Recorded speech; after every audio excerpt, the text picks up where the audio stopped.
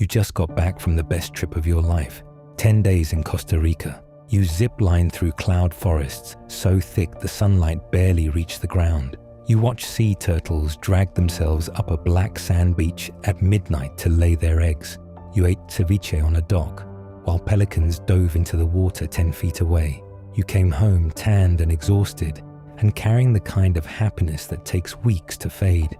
You unpack, you do your laundry, you go back to work, and then, 8 days after landing, you feel it, not pain, something quieter than pain and somehow worse. A faint rhythmic sensation just beneath the surface of your scalp, just above your left ear, soft, deliberate, like something tapping from the inside. You press your fingers against it.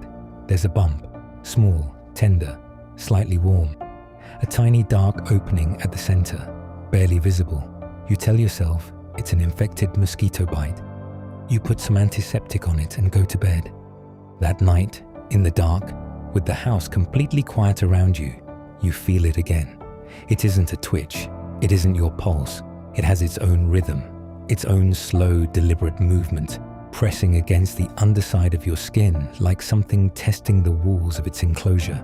Something is alive inside your head. Her name was Sarah, 28 years old, graphic designer, Portland, Oregon. She had spent 2 years saving for this trip and planned it the way careful people plan things. Every vaccination, every travel advisory, DET packed and ready. She did everything right. It didn't matter.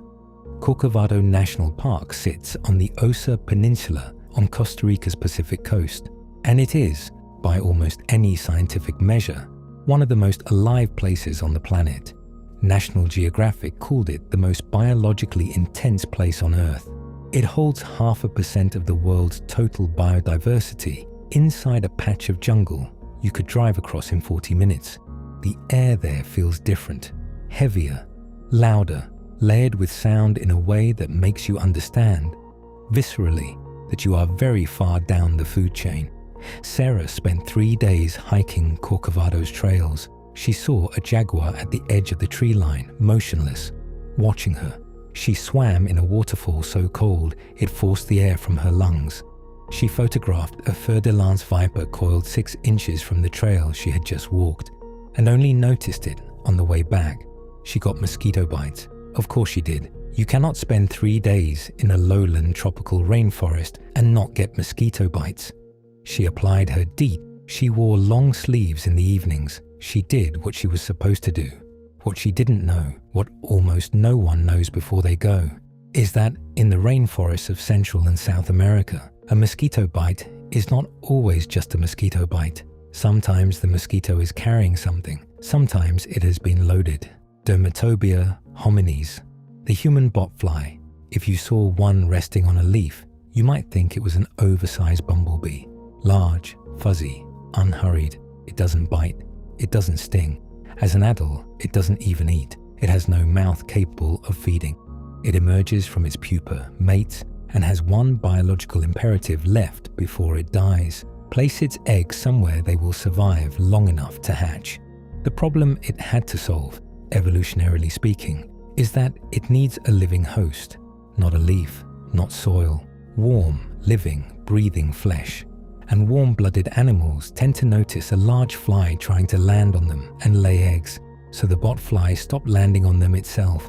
Instead, the female hunts for a mosquito.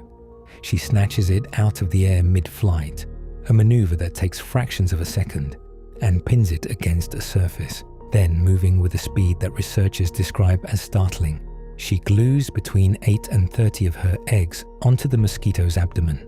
She releases it. The mosquito flies away, carrying its cargo with no awareness that anything has changed. This strategy has a name in biology, phoresis, using another organism as an unwitting transport vehicle. The botfly has been refining this technique for millions of years. The result is a delivery system of extraordinary precision. The mosquito will seek out exactly the kind of warm, blood-rich host the botfly needs, and it will land there on its own. The mosquito does the work. The botfly just waits. When the mosquito lands on your skin and begins to feed, the warmth your body radiates, your core temperature, the simple fact of you being alive, triggers the botfly eggs to hatch. Not gradually, almost instantaneously.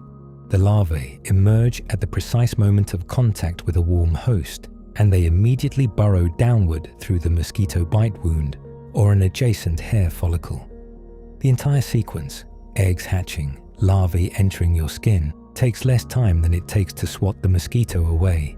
By the time you feel the bite, they are already inside you, and once inside, the larva begins to build. It drives headfirst down into the subcutaneous layer, the tissue just below your skin, and immediately begins constructing its environment. It rotates itself so that its rear end faces upward toward the surface, then creates a small breathing aperture through your skin. Doctors call it a punctum.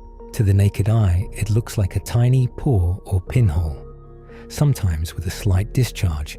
Through this opening, the larva extends a breathing tube to the outside air. It breathes inside you, through a hole it excavated in your skin. Some patients, once they know what to listen for, report hearing it. A faint intermittent sound, a soft clicking or scratching, barely audible in a quiet room. The larva adjusting its position, shifting its breathing tube, feeding. The feeding mechanism is worth understanding because it is one of the more diabolical aspects of this infection. The larva does not simply consume your tissue directly. Instead, it secretes compounds into the surrounding flesh that trigger your immune system to produce a constant flow of inflammatory fluid, essentially forcing your own body to generate its food supply. The warm, protein-rich exudate your immune system produces in response to the inflammation becomes the larva's primary nutrition source.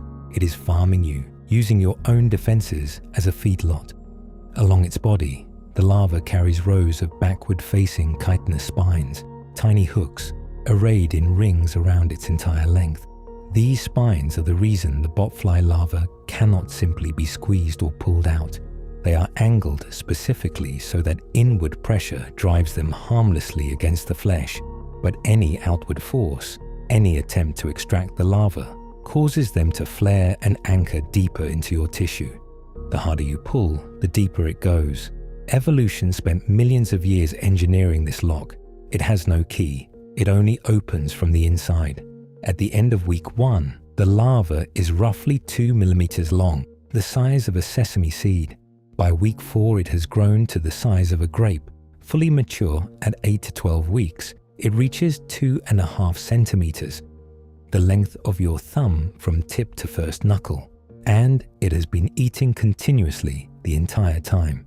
If left completely undisturbed, the larva will eventually reach maturity, release its grip on the surrounding tissue, back itself out through the breathing hole it has maintained, drop to the ground, and pupate into an adult fly. The wound seals, the fly hatches 6 weeks later. The cycle continues. Your body served as a nursery, and it left without a word. Sarah came home from Costa Rica on a Tuesday. By Wednesday of the following week, she found the bump while washing her hair, small, tender, a faint pinhole at the center, weeping a thin, clear discharge. She assumed it was an infected bite, applied antiseptic, and went to sleep. She woke up at 2 a.m. with her hand already pressed against her scalp. The sensation was impossible to misread once it started. By morning, the bump had grown. The discharge had thickened slightly. There was a faint warmth spreading across the surrounding scalp. Sarah called her doctor at 8 a.m. and described everything: the bump, the discharge, the movement. She could feel beneath her fingers. Her doctor, to his credit, took that last detail seriously. He got her in that afternoon. He examined the bump carefully, the central punctum, the surrounding erythema, the warmth. He didn't say much.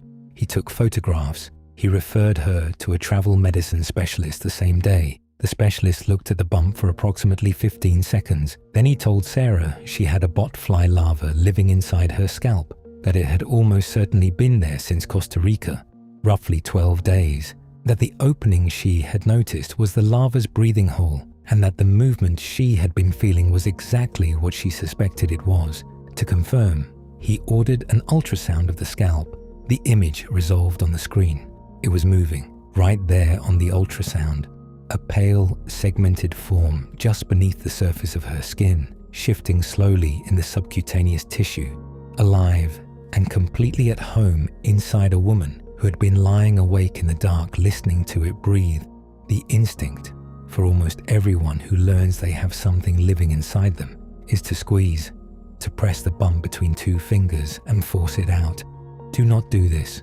The Botfly larva, when ruptured inside your skin, releases its internal contents directly into your tissue, a sudden flood of foreign proteins and biological material that your immune system has never catalogued. The response can be immediate and catastrophic. Your mast cells detonate, histamine floods your bloodstream, your airway swells, anaphylactic shock from squeezing too hard. Your own hands become the thing that kills you.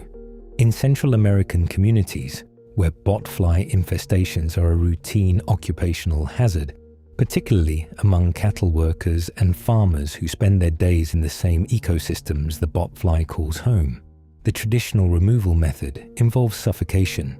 Cover the punctum completely with petroleum jelly, sealing the breathing hole. The larva, deprived of oxygen, begins backing itself out toward the surface within minutes. When its rear segment becomes visible at the opening, a firm, even grip removes it intact. Some variations use raw meat pressed over the wound. The larva senses the biological warmth and migrates toward it. When its head emerges, you pull. These are not folklore. They are documented in peer-reviewed medical literature. They work because they cooperate with the larva's biology rather than fighting against it. Sarah's extraction was surgical. The larva resisted. It took 11 minutes, and then it was out. It lay on the surgical tray under the bright light, pale, segmented, roughly the size of a large grapeseed at 12 days of growth, still weeks from its full size. Sarah healed cleanly, a faint scar above her left ear. She has not been back to Costa Rica. Before you go anywhere near a tropical rainforest, two things most travel guides won't tell you. This infection is almost universally misdiagnosed. The bump looks like a spider bite, a cyst, an ingrown hair. Doctors outside the endemic zone prescribe antibiotics. The antibiotics do nothing. The bump grows. There are documented cases of patients referred for psychiatric evaluation because they reported feeling movement beneath their skin. Their doctors concluded they were imagining it. The larva doesn't care whether anyone believes in it. It just keeps growing. And there are case reports of people who came home with more than one. The record in medical literature is 22 larvae, extracted from a single patient across the scalp and torso. 22. DEET every day, no exceptions. Don't hang laundry outside to dry. Botfly eggs laid on fabric hatch on contact with warm skin. If you come home with a bump that moves, see a travel medicine specialist immediately. Not a GP, a specialist. And do not squeeze it. Sarah said the hardest part wasn't the procedure, wasn't even finding out.